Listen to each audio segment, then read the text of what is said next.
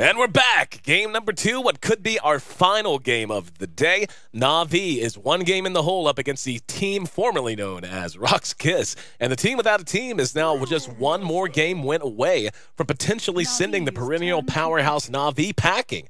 And this would be, honestly, if we're dead honest, another in a long line of what many consider to be underperformance from Na'Vi in some of the bigger tournaments in the scene. And this is, of course, not a LAN setting, so you can only infer so much from it. But, yeah, Na'Vi just really has not looked to be in real game shape for quite some time now. And it has certainly continued now into the Western Challenge. And, you know, it's like you have, like, GoBlack and all these guys, they're going to miss TI this year, which is kind of heartbreaking in its own right. Just having known GoBlack, how hard he works and how much he genuinely loves the game. And to me, he's always going to be a mainstay of the scene. I was actually just talking to Trouf in between games about how heartbreaking it will be to me if and when GoBlack ever retires, and I hope it's certainly no time soon. But yeah, Na'Vi going with big team fight the draft out, and I'm going to throw it to you, man. What is it that Na'Vi really needs to shore up to get back to where they were used to seeing them perform? It's hard to say. There's so many things. Just things that seems like one thing happens, the next thing happens, and it just starts to crumble and starts to crumble. I would just say the laning phase. I would say with the more like the teams have been playing longer and the players have been playing longer. Once you get into the game and into a groove, it's better. Right. But if it all falls apart at the beginning, that's when you can catch them off guard and then they get out of their groove. So as long as they get past the laning phase in a decent manner, then I think the more experienced teams will generally come out on top. But these last games, that didn't happen. Like we saw Phonic just die way too many times. He was level 1 for forever, right? Until he actually he got level 2 somehow finally at like 5 or 6 minutes or something. And then he took out a stack that took him a long time, and then that just really hurt the team. So I think it's this laning phase. They really have to focus on. They don't even have to win it. They just have to make sure it doesn't crumble apart. So, yeah. Speaking of the laning phase, and this is just kind of throwing this off the cuff to hear your thoughts on it. Like, one thing we know that ex-RoX really loves to do, and they're really effective at, is running aggressive tri-lane pressure, even if it's not tri-lane, just running aggressive pressure and drafting in creative ways to allow even 2 heroes to be able to pressure a duo lane if you have someone like an Enigma in the jungle. And that kind of puts a question mark above the Enigma pick coming out this early. And granted, Na'Vi is known to run the hero, so they need to usually they want to pick him early so he doesn't get banned because Puppy's just phenomenal on him. But do you think that kind of opens a door here in the drafting for RoX to go, okay, so you're going to have Enigma in the jungle? That's fine. We know how to pressure. We know how to run aggressive. We know how to punish that. Yeah, I definitely do. And Treant is, you know, no stranger to GoBlack and the rest of his team, just knowing what to do with him. It shows something, too, when he first picks it overall. Like, it wasn't just like first pick and then 1-2 and then 1 again. It's like right out of the gate, he just picks Treant and he knows what to do with it. Right. Mirana is picked up as well here for GoBlack. And, 10 seconds yeah, so it's very easy stuff that they know what to do. Very popular in the metagame right now. But Brewmaster and Enigma, I think these are 2 heroes, especially the Enigma, has blown up relatively recently. And like I've mentioned before, Puppy's Enigma is very, very scary. That we saw that one game where he had just I forget who was against. It was Fnatic, I believe. Yeah. Where he got his boots stolen. Not just boots, but arcane boots. Forgot about that. And he still came back to be like the top farmer of the game, one of the top farmers in the game on Enigma. Right. And this was against the lineup that had so many counters specifically to his ult. They had like Silencer. I think Earthshaker was in the game too. There was another one that was really good against Enigma too, I forget. But it was just a bad game for Enigma, and that start on top of it, and he still prevailed. So I think Puppy's pretty much one of the best Enigma players in the world. Oh, yeah. Honestly, just junglers in general, be it Enchantress, a Chen, and Enigma, he just knows the role, and he is fearless when it comes to roaming and trying to make things happen, even at level 1, level 2. You know, and it's not to say that at this level, most are going to be like, oh, I just got to turtle in the jungle and get up my mech, you know, quick as possible and leave my teammates to die. It's not like that, but he is just so smart in where he roams and in his game sense and the ability to call the shot and know where he's going to be able to be productive no matter when he decides to try and have that kind of an impact. So we'll see if that's going to be something that RoX wants to punish. They certainly have the tools. Bane and Shadow Demon both survived the ban phase here, so RoX could go with one of those to set up the Sacred Arrow if they want to run an aggressive tri-lane with Tree +1 and Mirana, with the Mirana farming there. And I honestly really like lanes like that, but you know, the more professional players I talk to, many of them believe that it's so high risk and it's high reward, yes, but it's so high risk to do that at this level. Would you agree with that? To do what? With to run just like a pure aggressive lane, and then run something like even a Doom, even though that's banned out. Basically, to put a solo farmer down the solo safe and run just what I would call an old school, an old-fashioned aggressive tri-lane. Where you're not trying to do anything too creative. You're just sticking 3 heroes that all synergize, have tons of kill potential, and you don't care what the enemy team is showing you. I would say it's definitely risky, and I agree with them. Like I think generally it's safer to just go to the safe lane all the time, because you have the pull, so you get extra experience. And if you lose that tri lane aggressively, you pretty much lose the game. Like I know there's a lot of other factors, but that's just in a nutshell. But that doesn't say you can't. You always have to be open to the idea to doing it. Otherwise, if every team goes in the mindset, or has the mindset of going to a game where we just always go safe lane, the other team, we know they're going to go safe lane, it just becomes a massive greed fest. Right. They're just going to pick as greedy as possible. And once teams start to do that, then you always have to have that option of going aggressive, because, if they start picking, like, Ricky with a jungle Doom and, like, a support that's, like, I don't know, like some kind of carry that's a support, like you just get massively greedy. Like, you got to go aggressive against that. You can't let that happen. Oh, yeah. So you always have to have the option there, even though it might not always be the best thing to do. Yeah, I totally agree, and that's kind of what I was getting at with mentioning the Enigma pick. Is when you pick it that early, you tip your hand. I mean, you can run Enigma in unorthodox situations. It's just kind of a waste to do so, because he's so damn efficient out of the jungle. He's so fast, and how quickly he can get up his items, and he can have an impact starting really at level 4 or 5. Just being able to push towers. If he comes out, gets a Malefice off, maybe you get a kill, and then you push off of that. Eidolons are just so strong in that regard. So Na'Vi picks up the Slark now to be there, one would imagine, farming one position. With the Disruptor Mirana tree, that can be an aggressive trial and a pretty damn effective one. And speaking of heroes that have really seen their popularity rise in recent weeks and months, Disruptor has to be on that list too. Oh, God, yeah. I mean, I talked at great length about how good this hero is. And I think the biggest thing that I really touched on is that there's never a bad time to pick him up. It's not like, oh, Disruptor's not going to do good against that hero. Like, it's just always a good pick. Right. It's always strong. Would be really fun to see if Rubik could steal Glimpse, by the way. We'll have to wait and see. That would be kind of funny, because you would totally catch people off guard. Like, they would never guess it. But, yeah, there's just never a bad situation for Disruptor. Oh, hello. Yeah, Bloodseeker coming out. Very good counter to Slark, honestly. Yes. It seems like, oh, hey, I'm going to pick Bloodseeker against your Slark. And it's annoying, but it's actually very, very good. Thing is, if there's any team, like, it's one of those matchups you see theory crafted all the time. I call it like I used to have a term for it. It's, basically your forum pick, your forum draft. It's whenever it's like, oh, how do you deal with Slark? Just draft Bloodseeker. Done. Void's also really good against Slark. It's one of my favorites. But, it's a little more complex than all that. But the thing is, RoX is a team who just doesn't care. They run everything. They practice everything. This is not a on-paper kind of a thing for them. This is something they're going to have a level of experience and understanding with. And I really like the Bloodseeker pickup, and there's actually history on the line here. I don't know if I've mentioned it before. Bloodseeker has been picked, I think this is either the 5th or 6th time he's been picked in all of D2L, going all the way back to D2L Season 1, all the way up to the present. Bloodseeker has a 100% win rate in D2L play. He has never lost when he's been picked in the D2L. So every time I see him, can't lie, kind of want to see him win just to keep the streak going. But yeah, absolutely. Also want to see a Game 3, so I'll call it a break-even proposition in that regard. But all right, last couple of bands around, and not a whole lot of bonus time for either team. 1 second actually for Na'Vi, so it'll be about 20 seconds at a max before we find out what their composition is going to look like. What do you think would be the right pickup here to slide into that 5th slot? They have a lot of options. There's some offlaners being banned out right now from RoX because they know it's pretty much going to have to be an offlaner. Probably Slark in the safe lane. So offlaner, what are they going up? Okay, well, it's Magnetar. This was a pick before I can even think. I wasn't really paying too much attention to their side, more so the Bloodseeker would not. But we were talking about Magnus not too long ago, and you said you didn't like it. I think it still is actually quite effective in the off lane. I think it's fine. In a situation like this where you already have 2 big initiators, this is where I think it's okay. Like, if you run him out in the off lane, because there's not all that pressure on him to be the majority of your team fight in your AoE. You know what I mean? You've got Brew, you've got Enigma, and now Mag, if he needs to, could just go sit and farm for a little bit, get up a Blink and Arc. It's just so easy to fall behind, I think, whenever you run Mag out in an off lane. Dude, Tuskar would be so freaking good right now. Like, I'm a big Tuskar fan. Do it, RoX. It would save you after. I haven't tested if you could snowball through Black Hole, but you can do it through almost anything. You can't do it through Lasso unless it was a bug, just one game where I tried it. Yeah. But almost everything you can snowball people defensively and save them. They're gonna go with the Silencer pick though, Pretty which legit. is very good against Enigma. Since we've been seeing so much popularity in Enigma, Silencer has also risen in popularity as well. Oh, yeah. Just because the ult's so effective against specifically Enigma. So yeah, nice draft here. I actually really like Navi's draft. I think it's well balanced. They have amazing team fight.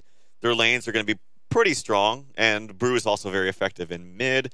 I think I like Navi's lineup a little bit better. All right, so moving on into the game now. Navi moving out as 5, immediately heading out.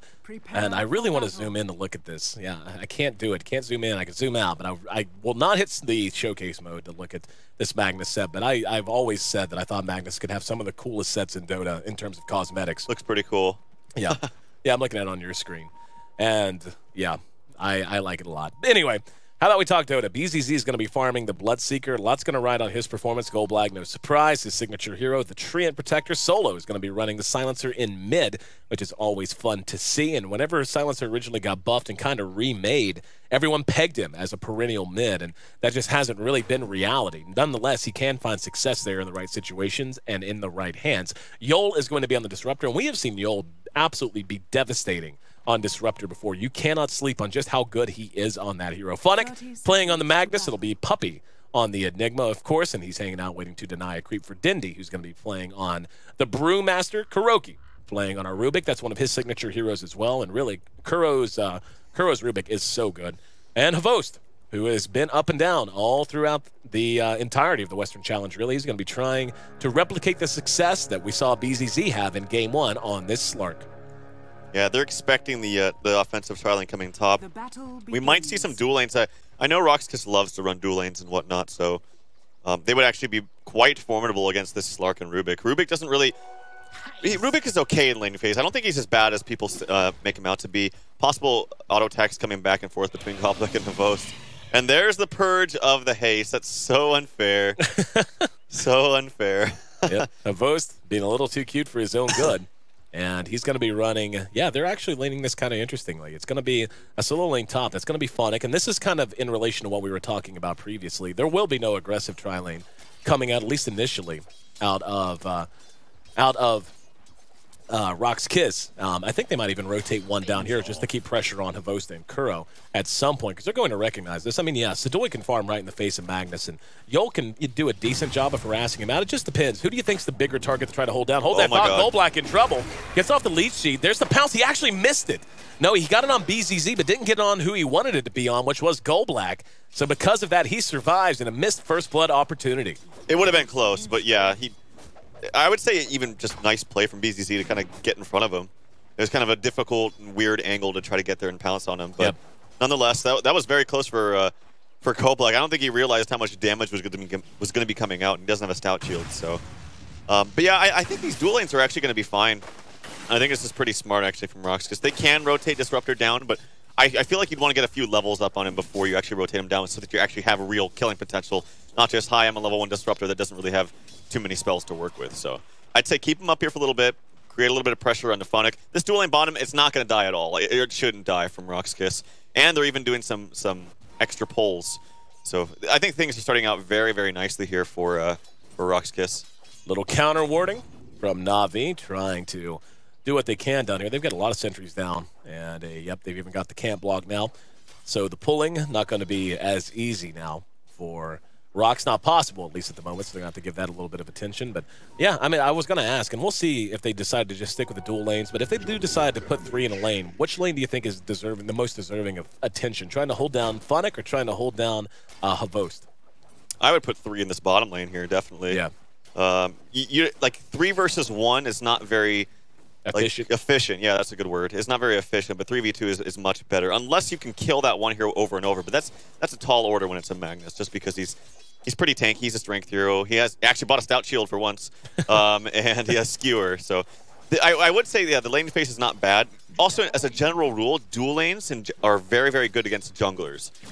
You don't want to do tri-lanes just for the efficiency aspect that we just talked about. But that being said, Puppy, free reign in the jungle. I didn't see if they actually blocked any of his camps, or if it doesn't look like they did, actually. So he's been able to be in the jungle uncontested, almost level 5. So good for him.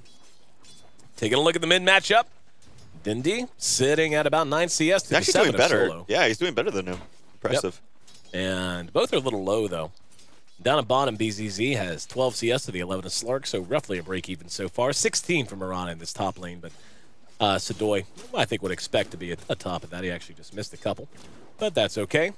And Phonic's actually doing quite well, too. He's almost level 4 now, and his CS, nothing to write home about, but having 5, at least having some, and he hasn't died, so that's not the worst start in the world. And yeah, no, it's fine.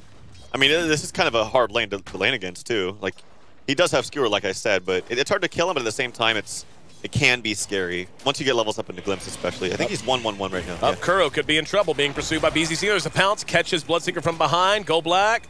Nope, not going to sell out. Not going to try to dive it. Instead, just trying to play safe. Kuro has a full set of tangos, just used 1, so he has no problem with regen for now. But the Bloodseeker doing well down here. I'll tell you what's really making the difference here in mid. Every time I glance down, Dindy is using Drunken Haze to just keep Solo not only from harassing, but it's really screwing with his last hitting and denying, too. And Dindy's just done a great job of managing his mana. Now they're going to engage on the Solo. Caught with the Malefice. There's the clap, and that's going to be first blood. Na'Vi on the board first, and getting a high priority kill on the Solo there in mid. Nice rotation from Puppey. Very, very well executed. I mean, that was like an easy kill, right? Like, that's one of the reasons why Silencer is not too effective, honestly, in mid. Very, very easy to kill him out. It's not very tanky like Dendy is on the Brew. And not to mention, Brew's actually, like, I talked about this and I didn't really go into it, but attack animations actually play a huge role in mid heroes, too. Like, Dendy's attack animation on Brew is really, really good. Not to mention just his base damage right now, 69. I know he's level 6, but still, it's mainly the attack speed and all that jazz. And he also can just bottle crow, spam out waves with the flap. Yeah. Yol finally finds Funnick, who was hiding in the woods. Kinetic field will be there. It's going to force a TP. Sadoy's right there, and Funnick may end up taking a drop. No, Puppey's right there. He's going to, nope, never mind. Thought he was going to shoot the Hail Mary arrow instead. A lot of damage being done. There's that glimpse, and Puppey sent back under his own tower. Sadoy being helped out by the living armor. He'll survive with less than 100 HP, so they get on the board. Took him a little bit more than they would have liked, but still, it's 1-1. Very curious about Puppey's decision of what he did with his gold. He pulled up like 1,600 and had nothing but branches, and then he just bought boots and ward, and now he has 1,000 gold. He's probably going to go for arcane boots here. Yeah, he goes for arcanes. Yep. I thought he was going to go Midas, and I was like, okay, this works. Because there's no really good real reason why you should hold that much gold if you're just going to buy, you know, components that are very cheap anyway. So kind of weird stuff right there. Slark left alone for now, just Havost. And Gold Black realizes it and says, nope, you're not going to be getting near the wave anytime soon. As BZZ is just having his run of the place now. He's at 27 CS to the 17, so opening up a gap on Havost. And Havost finds himself Rune. He may try to get a little cute with it. Just Sadoy now in this top lane, as we will see a convergence into mid. Yol is moving in that direction. Havost is coming that way through the jungle. Looks like he just actually wants to go after jungle creeps, knowing that lane is no longer safe whatsoever. And we'll see if Yol wants to take a run at anything. Now there's going to be a Malefice on a Sadoy. Moonlight Shadow does go off in between the ticks, eats his way through. There's going to be a telekinesis, and he should be able to duck out of this. Yeah, they're not going to be able to spot him. And he might even, I was going to say, he's going to take a shot with an arrow. That would have been a little cheeky, but unnecessary. Instead, just happy to be alive for the moment. Looks like there was an attempt at someone. Yeah, Havost almost died there in mid. Did manage to make it away in the meantime, so it remains 1-1 at 7 minutes in. Yeah, they needed. I just don't think they were expecting him hitting 6 fast, and they were probably like walking up there or already there before, when he was level 5. So he hit 6, Mirana. Now you're gonna have to start carrying a lot of detection. So important and so just underlooked oftentimes in games. Games can be lost all the time just because you don't have detection, and it's a very, very cheap investment. Completely agree, and see it in games all the way from pubs to pro games. A lot of times, detection, like you said, one of those investments that doesn't feel like you should make it. You'll usually want to, well, I mean, in pros, obviously not the case, but in pubs, certainly pays off as well as this level too. So we're at 7.5. Let's take a look at efficiency. We can see it's a close game. About 350 gold lead for the moment for RoX, but just about dead even in experience, so it's a tight one. 7.5 minutes in, man. How do you feel about the laning phase? Which team do you think has accomplished the most? Oh, it's hard to say. Like, you have a free-farming Enigma, basically. Oh, Rupture. On to Havost. Havost is not level 6, not even close. He's level 4, and this is going to be a free one. Okay, answer your question, RoX.KIS. There you go. Yeah. I didn't see how underfarmed Havost was. Yeah. He's got nothing. He's hurting. Okay, he's got something, but it's not much. Yeah, he's got 19 CS, but yeah, he's really not close to level 6 right He's actually got less CS than the Magnus. Eek. So, yeah, and this is a hero that I feel like Slark really does, and not necessarily have to snowball, but has to do quite well to really make up for the pick. And these, yeah, Just Ding's level 5 right there. But the thing is even when he does hit 6, you're like, level 6. Nope, you got a Bloodseeker on the other team. Oh, hang on, Sadoy. What? Yep, baited this out. Oh, my God. And there you go.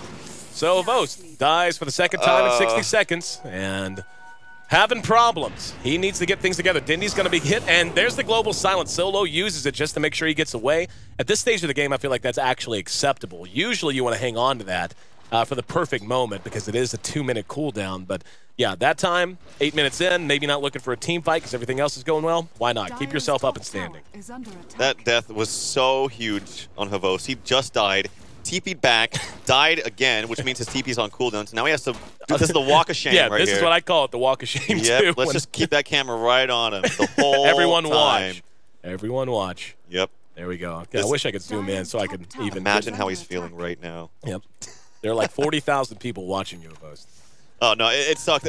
No, but real talk, that actually really hurt that. No, it does. Because he needs some kind of item progression. He's not even got shreds now at 10 minutes, basically. So, oh, boy. But to pick up the slack is pretty much Dendy, and especially Puppy. He's got about 50 CS, and he's going to have a mech relatively soon, which is desperately needed for his team at this juncture. And one of the things that makes Puppy so good on the Enigma, and we saw it come into play previously too, is he is so damn patient. I mean, we saw a game that went like 50 minutes and had a total of 2 black holes, only one of which actually caught heroes. The one was stutter-stepped before that. Oh, yeah. He does not pull the trigger on that lightly. Like, he will always make sure it's there when it's needed, and he will never, especially when you're up against heroes that do have the ability to screw you out of it.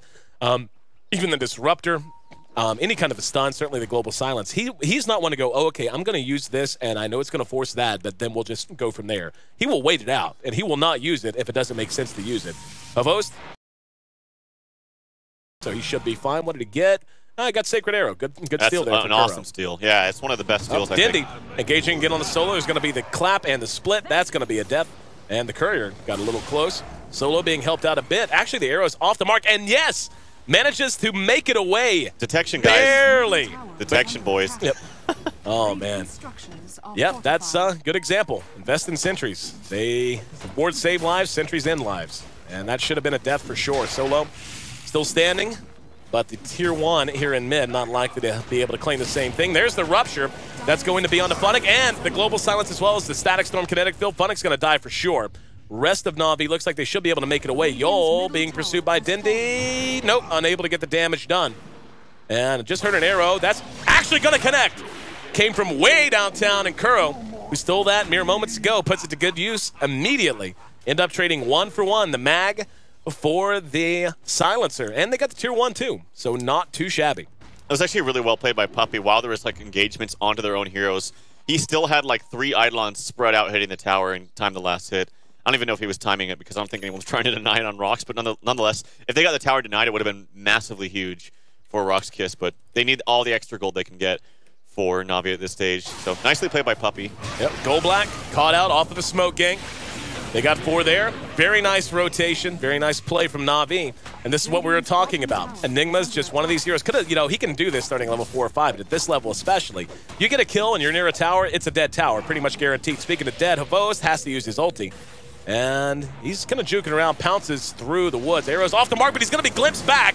And that's going to be a kill. Another nice one for him, and Havost falls to 0-3. Has his teammates down at bottom to make up for it by bringing down the tier 1, but now they got to contend with the push at top for tier 1. 50 seconds until Global Silence is enabled again. What do you think? Do they defend tier 2 or do they push tier 1? Oh, are you talking RoX.KIS? Yeah. Well, I think they can do both. They can push this quickly enough, I feel. It's almost dead. They go down there. TP down there at bottom right now. They don't have... Well, actually, they do have Black Hole because he hasn't used it yet. Yep. So I think they still definitely defend this. Yeah, here we go. But Havost, he's becoming a liability, honestly. Yep. I don't know why he ran into Disruptor. Oh, arrow hits! Gold Black, there we go. Dindy goes in. Doesn't have split, though. Static Storm Kinetic Field traps him in. Gold Black very near dead. Will he waddle out? There's the lead sheet, and yes, the Overgrowth to secure the kill. BZZ has Rupture. If he can catch and get vision of anyone, maybe might be able to get Kuro. There's going to be the glimpse. And not the highest priority target, but nonetheless, he'll be cleaned up. Here comes Funnick, has RP ready. He will, woo, almost whipped it. BZZ uses Rupture on Puppy. Black Hole's available. They're going to mech. There's the Global Silence, and BZZ trying to trade blows with him, but The rest of his team not really in shape to battle this out. There's two huge ultimates still at the disposal of Na'Vi, and the global silence kited out. Eidolon eats the arrow in the face. BZZ playing as aggressive as he can, but he has to have the backup of his team. Let's see if Na'Vi is going to continue to hang here. The rest of them sitting back under the tower, and it looks like, yeah, they're going to go ahead and retreat back into the jungle, at least for the moment. So the Tier 2 remains standing, and it's going to be healed by Living Armor. They did get the Tier 1 top as well, so not too shabby out of RoX. That was a really nice defensive ulti there by Silencer. I think they definitely could have gotten some kills because the Pounce was going to be ready and probably going to hit from Havost, and there's other two heroes were ready to follow up on that. So very nice defensive ulti coming out from Solo. In the meantime, he wasn't even... Oh, he was making his way there, but he was able to spread out the map a little bit, get some farm. So, yeah, good job by RoX.KIS. By the way, there isn't Midas again up on the Go Black. He did it, what was it? I think it was yesterday he did it against EG. He was like 2-1-5 at the time, and then he just died like 5 times and did nothing. So I hope this, for his sake, the same thing doesn't happen. I don't know why he gets Midas. I'm a fan of Midas, man. I love it, but I just don't know what it does for Treant. Get some more levels, but once he's got level 4 living armor, it's like, that's pretty much it. Like, that's, I mean, obviously you want more levels in the Nature's Guys and all that, but that's basically the extent of the hero. Well, Roshan should be taken for free and will be. That'll be an Aegis going to Dindy. And we'll see how Na'Vi wants to put it to use. There's an immediate smoke. As they move out of the pit, smoke up, and head to the south. No, never mind. They're going to cut over to the west. Solo, a target they might have a chance to catch. He's got 25 seconds till his ulti. Kuro's going to spot it, but he's going to be able to duck into the trees. Dindy engages.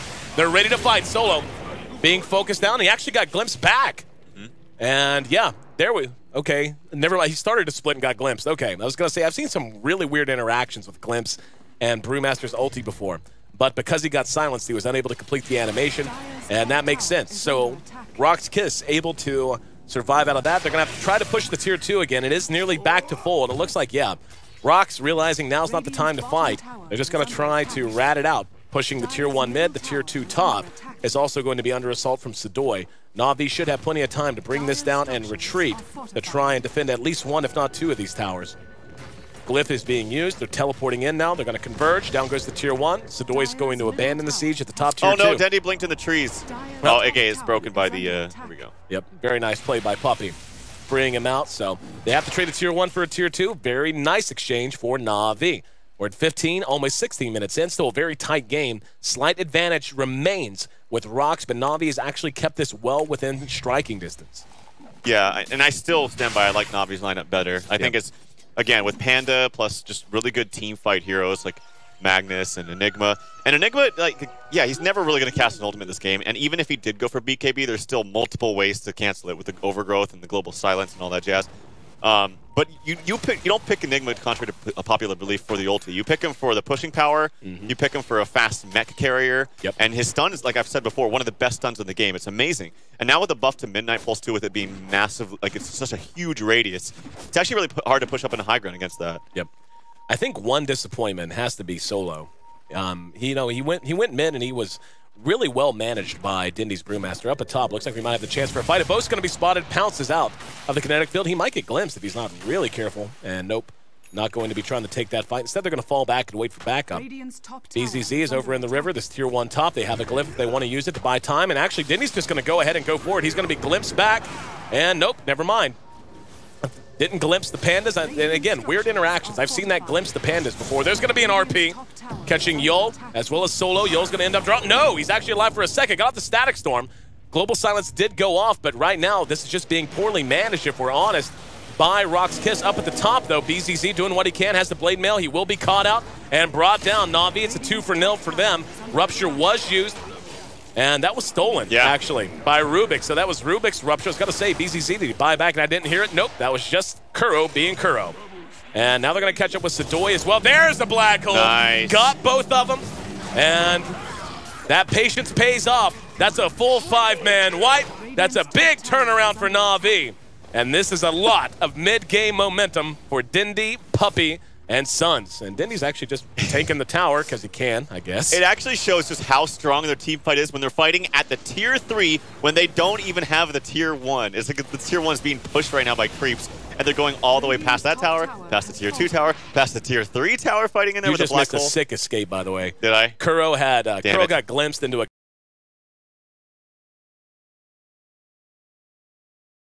And then because he had no health. He living armored himself and TP'd in his face. Ah, nice, nice. Living Armor is amazing steal, by the way. So, in fact, there's actually a lot of good spells to steal. He just stole Rupture, which is amazing. Living Armor is good. The Arrow, he stole that earlier as well. So nice steals, and Kuroki, we all know that he plays a fantastic Rubik, and that's kind of like his mindset is like, not so much I'm going to lift this guy and you know, bolt him with some damage. It's like, wait, I got to wait for the spell. I know he's going to cast this. I'm going to wait for this and grab it immediately. Look at that gold graph. Big turnaround. In fact, they flipped it upside down. 1,500, roughly the largest lead of the game that had been generated by RoX. Now, actually, geez, just updated, not only flipped it upside down, took it a hell of a way in the other direction. Just about 4K in favor of Na'Vi now, and the experience has dipped down in their favor as well. If you're RoX, how do you bounce back? It's kind of hard. Their heroes don't bounce back that much. Potom is very, very good with lots of items, but doesn't have all of them. I mean, it's not bad. Maelstrom and Treads at this time is not bad, but Bloodseeker, he definitely needs a BKB. Like, his Silence is very, very good against Panda. Panda might even want to think about, oh, speaking of Panda, he actually splits here, going on to Silencer. Yep, and he's trying to make a run Dear for Lord. it. He has an Axe, too. So much damage. Yep, solo brought down, easy peasy. RoX slow to react. And, you know, I don't like... Both times we've seen Gold Black buy Midas on the tree. It's just, no, it's not good. I don't like it. Yeah, like that mech is still, he's just now getting the mech done. Imagine if he didn't buy the Midas, how quickly that mech could have come out. I mean, it might not completely change the game. Oh, more action on the Yol. Yep, there's going to be a glimpse back, but it doesn't matter. Havos caught with an arrow from the high ground. There's going to be a rupture, but the RP just onto solo could pay for itself. They're all grouped up, and just no damage to follow it up. BZZ using his Blade Mail, getting more damage out of the Blade Mail than he did anything else he did. Sadoy trying to make a run for it, hit with Drunken Haze. Funnick will blink ahead and just body block. And he actually got hit with an arrow point blank.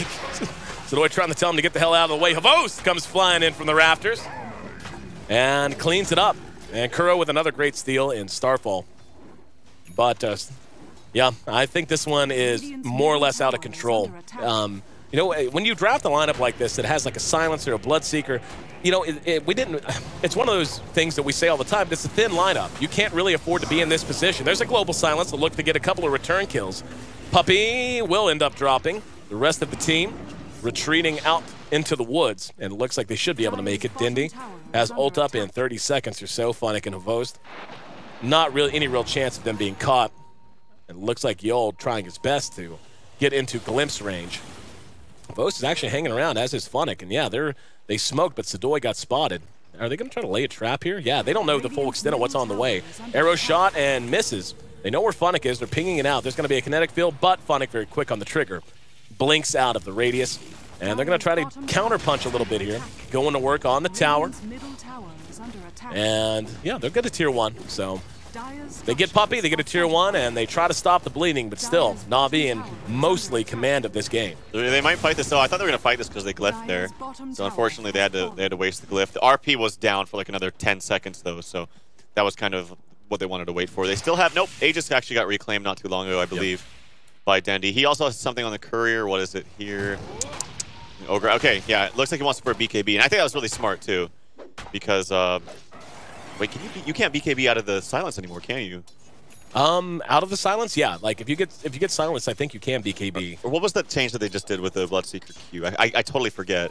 Oh, with the Bloodseeker ult, or with with the silence that they did something with the interaction with BKB. I honestly can't remember. Okay, but anyway, yeah. Yeah, no, it goes through, doesn't it? I think that's it. I believe you can't like BKB and Manta out of a silence. Right. That sounds about right. The Blood Rage. Right, which is really nice. But anyways, BKB is still going to be good for him. Like even just the fact of the global silence itself, just so he can assure that he gets that ultimate off, because that's the most important thing, obviously.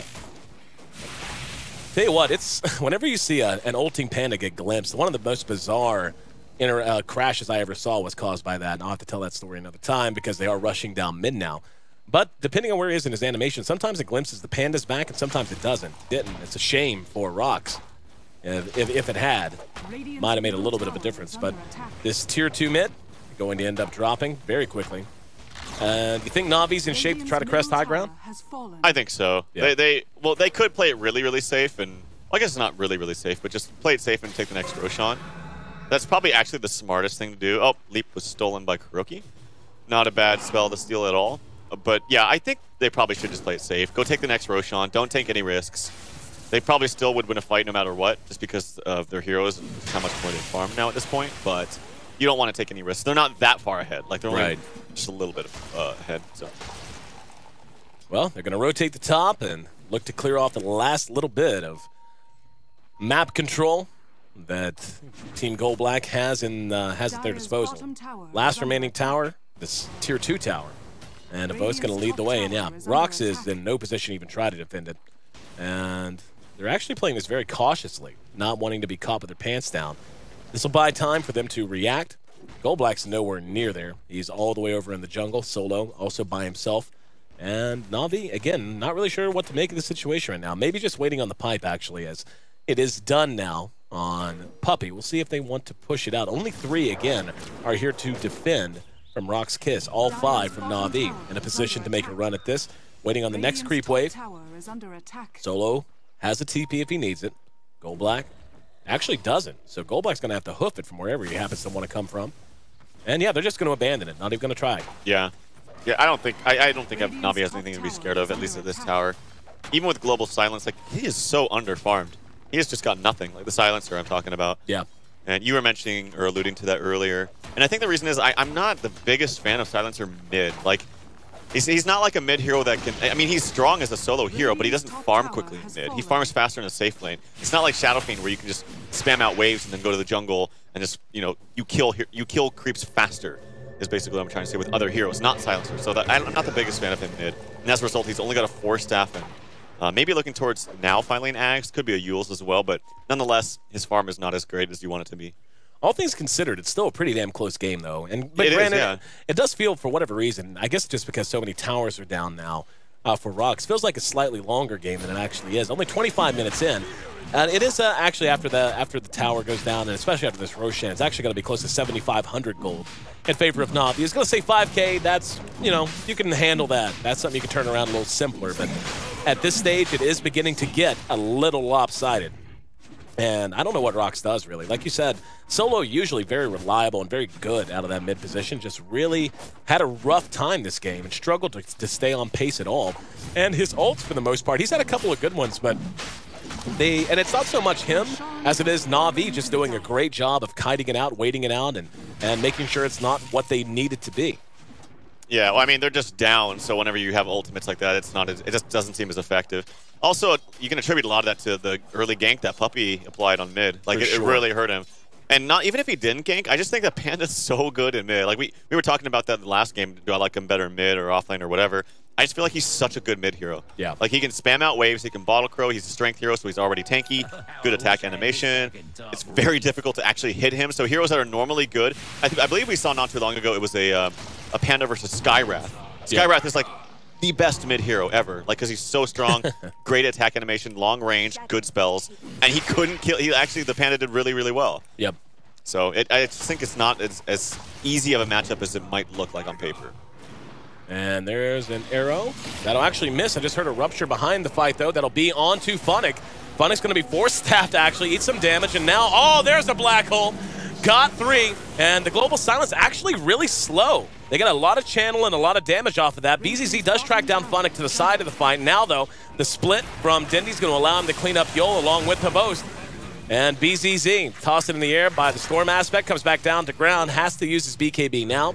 It's a 2-for-1 exchange. And actually, nope, make that 3-for-1. That's a mega kill for Havost, who started out quite a bit behind. But now, after going 0-3 to start, it's 5-3-5. And really beginning to come into his own. And yeah, he actually manages to catch up with BZZ right in the shadow of his own Tier 3. But it looks like Na'Vi's ready to push now. Puppey again with Mech and Pipe. Pipe was used that fight, so it's going to be 15 seconds till it's available. Solo, though, is 85 seconds out from having his Global Silence. So Na'Vi not at all shy about trying to make something happen here. Havost being a little bit aggressive. Now there's going to be a rupture on Havost, and he's just, yeah, going to hang. There's the pipe, and yep, there we go. There's the ulti. Now they're going to try to turn it around. Havost ends up popping his own Aegis, and he'll be back up in a minute. There we go. Blinks away. He will be glimpsed back. Yeah, just nothing to follow it up. He got silenced through it all, but it doesn't matter. Na'Vi able to keep it alive, and Puppey thought about coming back out.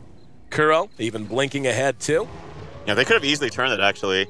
if Puppy Maleficed or whatever you want, Malefeist, and then Dendy jumps back in. Dendy now has the BKB. Really, really good pickup for him. And I was totally wrong though about the Slark like needing to snowball. Like he clearly doesn't. But then again, at the same, because he's like owning so hard right now and just has good items. But I will say that Na'Vi gave him a ton. Oh, BKB popped by BCZ, by the way, and he's just trying to go ham. Then he blinks out. Very wasted BKB. What charge was that? It was 9. Yep. So, yeah, not too good for him. But, yeah, I was wrong about the Slark needing to snowball. But he got so much space. Oh, here we go. Static Storm's down. There's a bunch in it. Let's see if they can get something out of it. There's going to be the split nonetheless as he BKB'd through and made it worthwhile. Yo's going to end up dead because of it. BZZ gets skewered back along with another, and that's going to be an RP, a double kill. Goldblack there with the overgrowth, but Kuro says anything you can do, I can do better. And we're actually going to see the Storm aspect catching out BZZ as he tried the TPL. Goldblack's down. This is going to be 4-man down. Dindy might even get an ultra kill here. He probably will. Nope, never mind. Kill secured by Funnick. Funnick making sure that kill indeed was secured. That's 4 down for 1. Havost ended up dropping, but yeah, they're going to be all right with that exchange. 19-10 now, nearly doubling them up in kills. The gold has hit critical mass. We're at a 5-digit lead, 10,000 gold in favor of Na'Vi. The experience right at that threshold as well, ready to try to push down mid. Yeah, Overgrowth is going to be a really good spell for Rubik in the next fight, too. It's a low cooldown. He already has a blink for himself. And that was, like, instant. I don't know if you watched that. It was like, Overgrowth steal in. Yep. Like, he knew it was coming. That's a good Rubik player and what they should be doing. Dindy was very quick with his BKB there, too. Yeah. Sidoi, telekinesis brought back, and, yep, there we go. There's the skewer. That's going to catch Yol. Poor Yol is nothing but meat now. They have so many ways. There's so much mobility. How many? They have, like, what, 4 blink daggers? 1. No, they don't have 1 on Puppy yet. 1 on Funnick and 1 on Kuroki, so 3. And actually 4. Yeah, they do have 4. Slark has 1 too. Yeah. So that's on top of their already mobile team. Sidoi going to be caught with the pounce. There's BKB. Global Silence goes off. Sidoi, helped out by the mech, isn't enough. Trying to make a run for it. He has leap in 4 seconds. BZZ going man mode. Nope. Pounce catches him from behind. Havos now, helped out by the pipe. Goldblack's there to try to help out. Lead Sheet doing its job. There's going to be an overgrowth. Solo caught with it that time. And Na'Vi pulling back that overgrowth. Stolen by Kuro before, paying dividends once again. And Havos survives with about 25 HP, if that. However, all the tier 3s and the racks remain standing. So as long as that's the case, the game is on. Roche will be back up in just about 3 minutes. But for now, Na'Vi continues to maintain complete control of this map and this game. Really nice blink defensive ulti there from Kuroki, just as I was talking about it a second ago. Blinks in, totally saves Havos, who went, as you mentioned, man mode. Almost died, but yeah, Overgrowth, great spell to steal. This is, like I said earlier, a really fun game for Rubik, I'm sure. Like, there's so many good spells. He stole Living Armor a number of times. It'd be awesome if you could somehow steal Global Silence, but that's usually never the case. I've seen it sometimes, but... Well, let's talk about what RoX is going to be able to do. It is looking pretty bleak. They're behind in every measurable metric. You don't want to have a tree on your team and be this far behind in towers. They're down 3. All the tier 2s still stand for Na'Vi. Not a one of yours does. Your tier 3s, yes, you can heal them up. They are taking a little bit of damage, but that's not so much the issue as a lack of map control. And you don't really have comeback mechanics. You just kind of don't. So what approach, if you're the captain, do you take? And Havos actually going to spot Sidoi, and he caught him with the pounce mid-leap. Goldblack there, though, enough to scare him away. And unable to capitalize on that. But yeah, the question stands. What are you telling your team, man? I think they just have to split push from Mirana and just wait up until you get a double ulti on Silencer. Because despite, you know, Na'Vi having an amazing team fight, that's still 14 seconds of silence. Yep. Like, even if you do, they have 2 BKBs right now. You can BKB out of one of them. You can also, you know, refresh and ulti out of that. Goldblack's in trouble. Arrow does connect onto Havos. Goldblack might still be dead. Tries to mech. Desperation mech, and he will fall. Did Kuroki steal anything again? No, he's just holding on to the overgrowth. Realizes it's a better spell. And they're trying to chase down Funnick. Puppy's right there with him. And let's see if he wants to try and get on top of him. Funnick has Blink. And not right now. And no way to interrupt it. Malefic's a little slow coming out. Funnick does Blink, but can't pursue him out. Now he's actually going to go for it. And hitting him with the Shockwave. And there's the Global Silence actually deployed. I don't know why that was deployed, actually. It was like, yeah, looks like Dindy. Engaging in the mid solo, used it there, but it doesn't matter. As soon as it expires, there's the split. And Goldblack tossed up. Solo's going to end up dropping. There was a rupture, but BZZ, as much damage as he's doing, honestly, he's doing more with the Blade Mail than he is with his own abilities. We're going to see Dindy come back together soon. Probably could have tossed the rock. No, never mind. It was on cooldown. But this should be the death of this tier 3. Silence deployed and nothing else. Arrow comes out. That'll miss. Actually didn't miss. Catches a creep for costly 50 gold, but Mirana connected with something, and that was actually arrow. Yep, stolen from Kuro. That's tough. Yeah, that was nice because his overgrowth, I think, was fading. Yep. So, yeah, again, nice spell steal. And he just, again, he seems to be so on point with that. He's just waiting, more so than anything else. And, yeah, as you mentioned, Roshan should be up here very, very shortly. Respawns in a minute 20. And to play very safe, they'll try to get that. But, yeah, that silence, I wasn't really watching mid at the time when he used it. But the BKB came out from Panda and just popped the ulti, and the rest was history. I'm actually really surprised that maybe Enigma doesn't go for a blink. He now has BKB of his own, which is great, but it'd be fun to see the five-man blink team coming out from Na'Vi. Well, RoX, at least for the moment, managing to keep this game somewhat together. I thought they were going to lose tier 3. They're definitely going to lose gold black again. So he wandered up. They have a gem. They must. Yeah, they got a gem on the Panda. Sadoi's actually going to be glimpsed back. Nope, never mind. And able to make it. No, actually died mid-glimpse before the glimpse went off. I was going to say I got confused. Thought I heard a BKB go off. I was going to say maybe that was it. Didn't even know. I was going to say I didn't even know she had one. Oh, no. But Solo. Oh, the RP interrupts it. He's now down for a minute solid. Would have had 20 seconds on his ulti, and he doesn't have buyback. Nope. And this is probably definitely one set, if not two set of racks. A solo kill from Rubik. I caught the tail end. He can maybe steal Rupture and cast it on him before he dies. Black Hole saves puppy! him. Bailing his buddy out. Full 5-man wipe. GG cold. So Na'Vi, from the verge of elimination, crawls back and takes a Game 2 win. And forces our final series of the day, our first elimination match of the playoffs, to its limit. We're going to a Game 3. Oh, Kuroki, what a player. I wish I would have seen that because he solo killed the Disruptor. I knew he had Arrow, and I knew he had Blink, so what he could have done is, like, you lift someone, you push them away from yourself to get a longer range stun duration. Yep.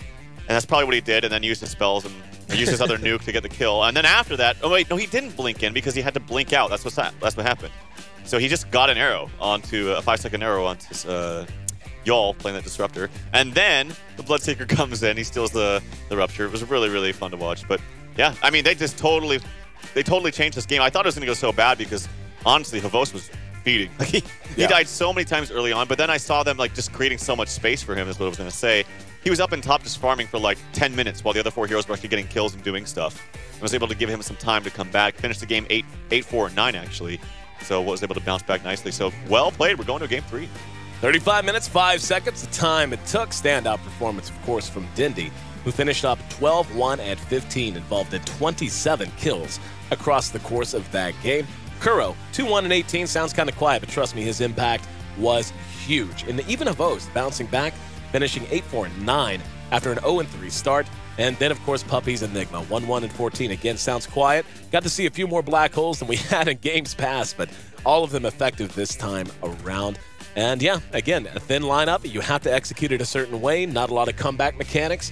And this is what you get whenever you give away a lead and you're unable to really build up a head of steam and just early on. So Game 3 on the way. Na'Vi versus RoX.KIS here at the HyperX D2L Western Challenge Playoffs. I'm your host here in AC Chambers. Trout by my side, lending his insight and analysis. Thanks so much for being a part of the broadcast, guys. Will most certainly be our last game of the day coming up in just a few minutes. Again, this is win or go home time. One of these teams wins and advances, continues to keep their hopes alive in the lower bracket. The other eliminated completely out of D2L playoff contention. We're live here from Fountain View? Fountain View or Fountain Valley? Fountain Valley, okay, yeah. Sorry, I don't know, all of a sudden it's Fountain Place. Nope, never mind, that's a shopping mall. From Fountain Valley, the HyperX headquarters and their LAN establishment here inside their offices. They actually built this here inside their office just to help connect with more esports gamers. We're having a blast, and hopefully you guys are having as much fun as we are. So, Game 3 on the way next. Again, the HyperX D2L Western Challenge Playoffs. Our broadcast will conclude with Game 3 of RoX versus Na'Vi. Stick with us. We'll be right back.